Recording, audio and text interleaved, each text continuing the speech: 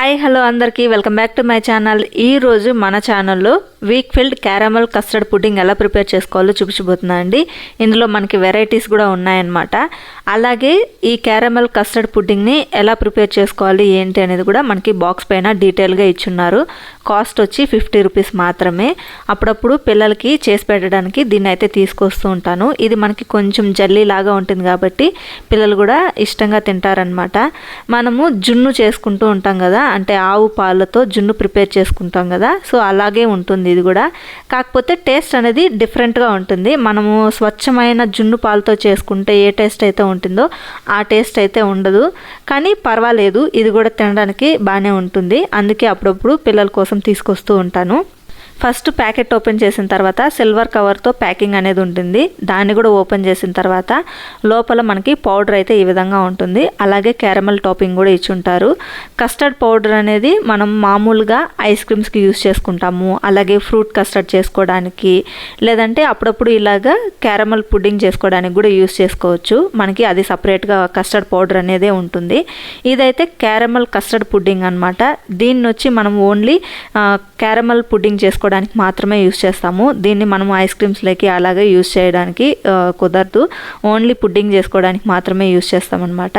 Custard పౌడర్కి caramel custard పుడ్డింగ్కి difference అయితే ఇదండి. ఇప్పుడు మనం క్యారమల్ పుడ్డింగ్ చేసుకోవడానికి 1/2 లీటర్ పాలు అయితే యూస్ చేస్తున్నాను. నేను అది కూడా నందిని పాల ప్యాకెట్ అయితే యూస్ చేస్తున్నాను అనమాట. మీకు నచ్చిన పాల ప్యాకెట్ అయితే మీరు తీసుకోవచ్చు.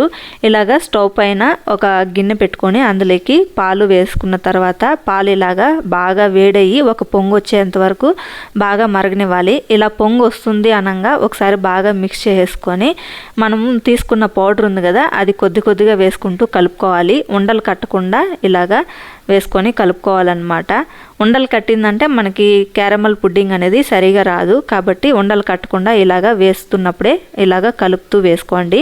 నేను స్వీట్ కొంచెం తక్కువగా ఉంటుంది కాబట్టి ఇంకొంచెం షుగర్ అనేది యాడ్ చేసుకుంటున్నాను.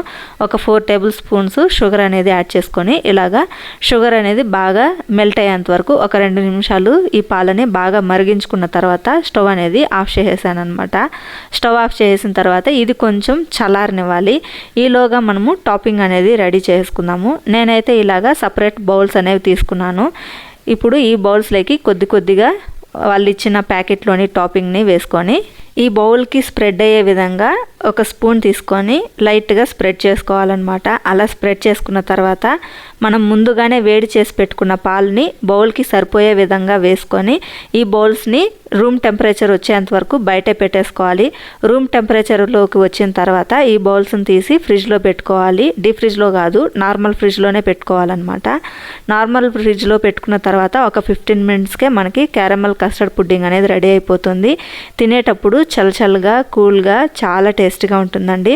సో తప్పకుండా మీరు కూడా ట్రై చేయండి. ట్రై చేసి టేస్ట్ చేసిన తర్వాత మీకు ఎలా అనిపించింది ఏంటి అనేది మీ ఫీడ్బ్యాక్ని కింద కామెంట్ సెక్షన్లో కామెంట్ ద్వారా తెలియచేయండి. అలాగే ఈ వీడియో కనుక మీకు నచ్చినట్టయితే తప్పకుండా వీడియోని లైక్ చేసి మీ ఫ్రెండ్స్ అండ్ రిలేటివ్స్కి షేర్ చేయండి.